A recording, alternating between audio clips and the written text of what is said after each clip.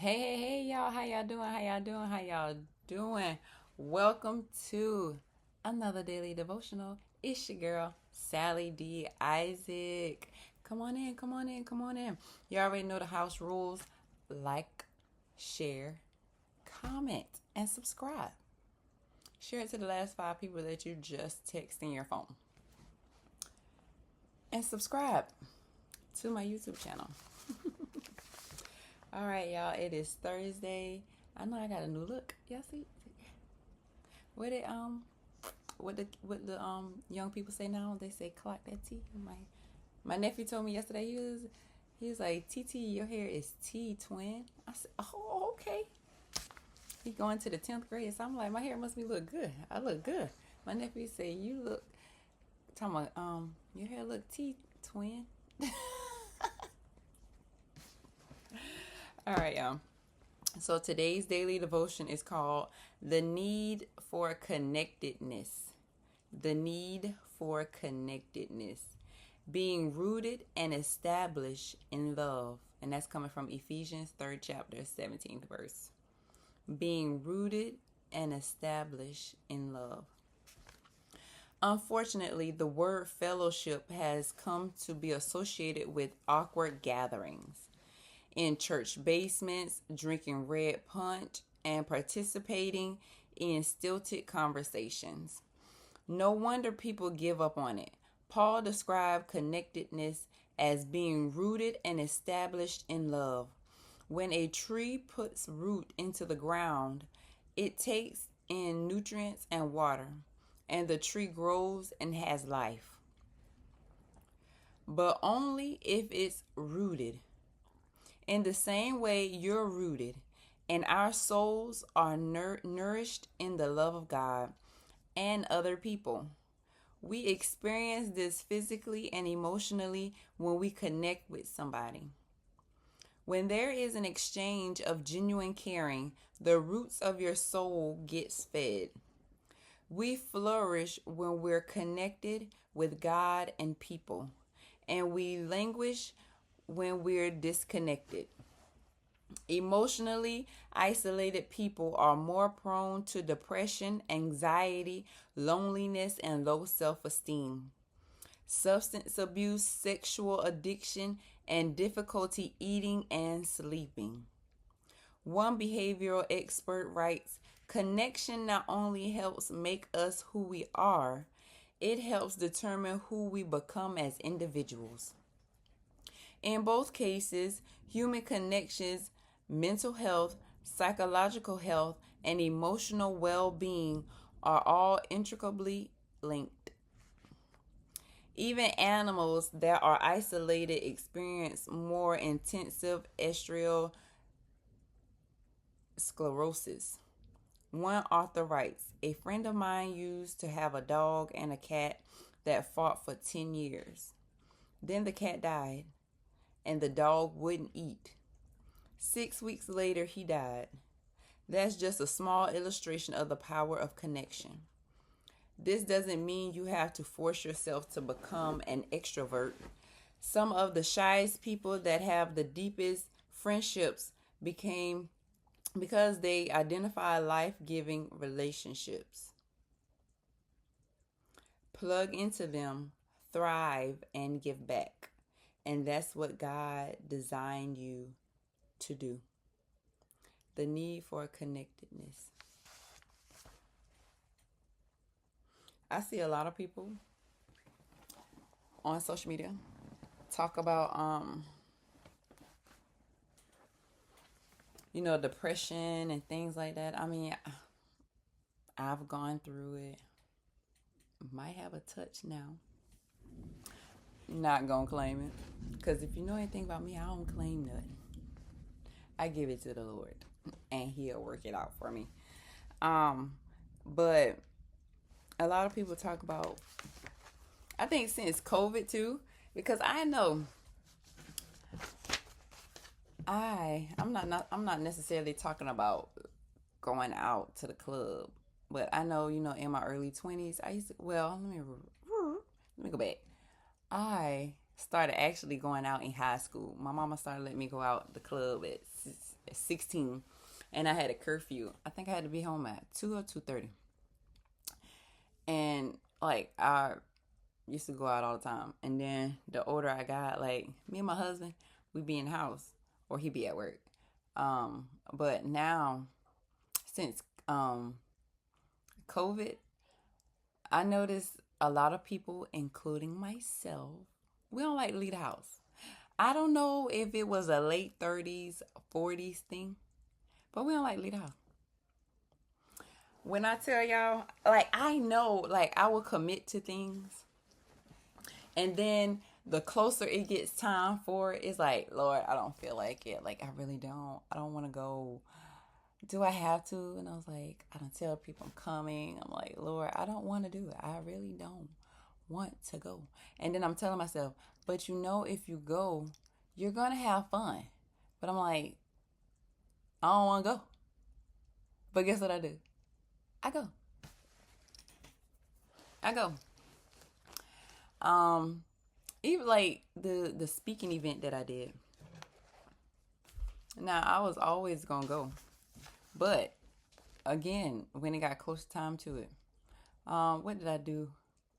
Um, oh, I won tickets to see a band that me and my husband likes, right?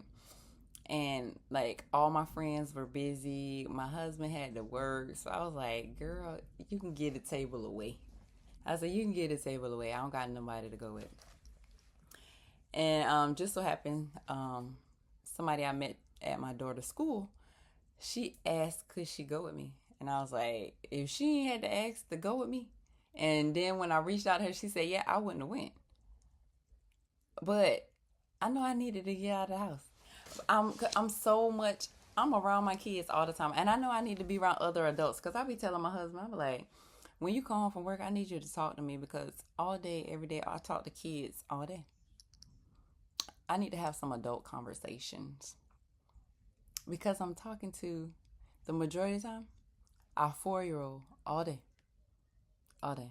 I mean, I talk to my mom on the phone. You know, my mom come over, but I'm talking to my son all day. And so when I went to leave to go see this band, the kids ain't even know how to act. Like they literally did not want me to go. The baby talk about, I'm gonna lock you up just so you can't leave.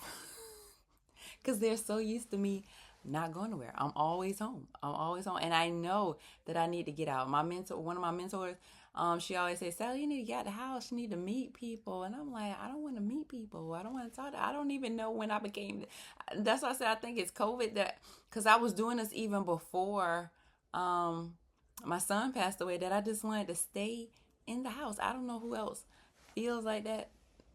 I mean, I know I see people talk about it on social media, but I really don't want to. I want to leave the house, but then when it's time to leave the house, I don't want to leave the house. But then I still leave the house. I still go, and then I have fun when I go. Like I don't believe that I'm gonna act like this. Maybe it's a little separation anxiety being away from my kids because I'm always around them. Cause I'm thinking I got a trip coming up with my friends to Jamaica. And it just came to me. I was like, I'm wondering if I'm going to act like that. Like, I'm excited. Like, oh, I'm excited. I'm ready. I'm ready. This will be the first time I've gone out of the country. And I'm excited to go. But I'm wondering, the closer it get to go, will I start talking to myself and be like, oh, do I have to do this? Y'all, why are we like this?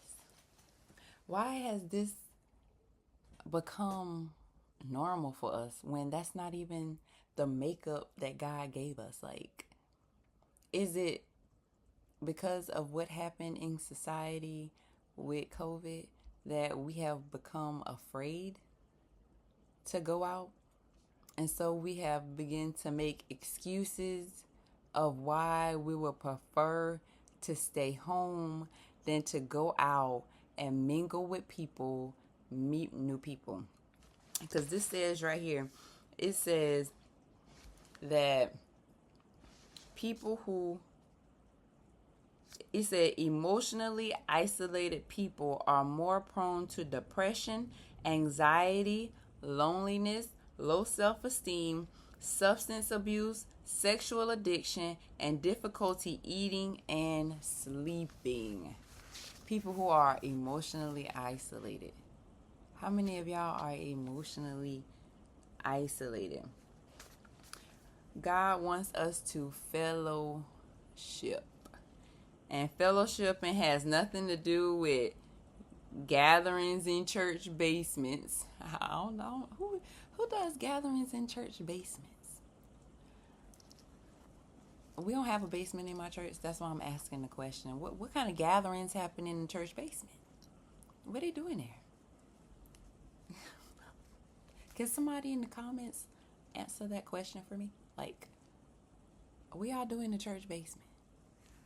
It says it's not drinking red punch, because y'all know we'll have a get together and somebody gonna make a punch. When we had our church anniversary earlier this month, my uncle made a punch. That's the drink. That's his signature drink all of my life. My uncle has always made this particular punch, and when I say it's fire, like, it's the bomb. People be want to take it home by the bottles. That is good, and he make it the same way. Sometimes he might tweak it a little bit, but it's still good however he tweak it. But it's good, and everybody be looking for that. They don't want no soda. Some people want water, but for the most part, everybody would drink down that juice he make. But they said that's not it. And it says, and participating in stilted conversations. Hold on, y'all. I don't. What is stilted?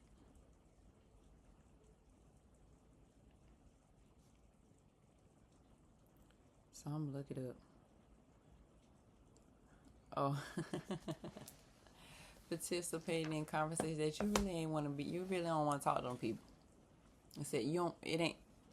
Another word for stilted is you awkwardly trying to have a conversation with someone because you're at a place where you really don't want to be.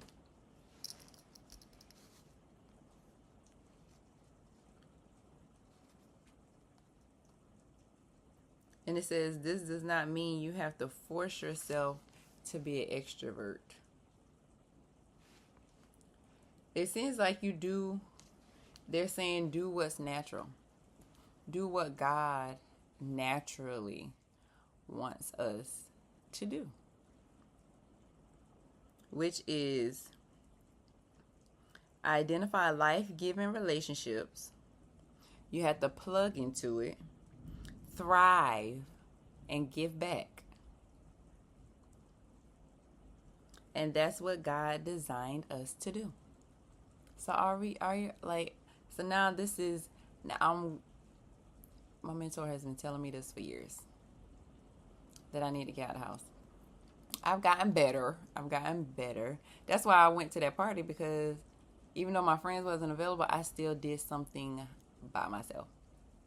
I mean, I met her out there, but it's still me getting dressed, getting in my truck, and going to the party and walking in by myself. I did good. Did I leave early? I did. I think the party doors open at 9:30. I couldn't find my keys. I think I didn't get there until about 10:30. And I left about 12:30, 12:45. That's good. I don't be out late. I already told them, I said, y'all, it's past my bedtime. I'm about to go. Y'all have fun. The need for connecting. But I met some new people. Like, me and this lady has not talked outside of me meeting her, taking Amaya cheerleading pictures, our daughter cheerleading pictures. And that's the only, like, conversation we ever had. So I did go. And I met some new people that I wouldn't have normally met if I stayed home. So I'm going to work on doing more of those things. Like even when my husband is off, I said it in my head. I said it in my mind. So I'm going to tell y'all so I can hold myself accountable. But I said that on my husband's days off, I'm going to physically leave the house by myself. Because there are things that I need to work on. There's things that He got me working on that I need to be alone and away from my kids so that I can process it mentally and so that I can have that alone time so I can get some things done that God wants me to do. And I haven't left the house yet. I have not left the house yet, y'all.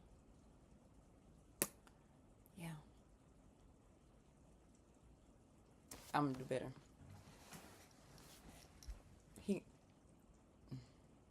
I ain't even gonna say I'm gonna start this weekend because we got plans this weekend. So,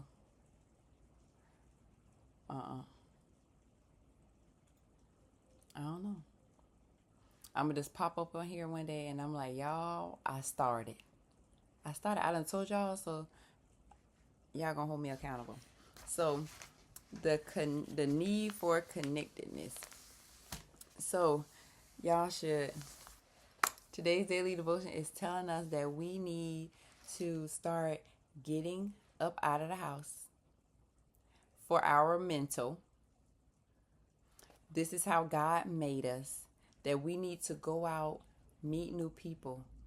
And when we meet people and we make these connections, we need to identify life-giving relationships and we need to plug into them once we get them. Thrive. And then it says, give back. I pray that you all were blessed by today's daily devotion. I pray that you all have an amazing night on purpose. And I will see you all back here tomorrow for another daily devotional. See y'all later. Bye-bye.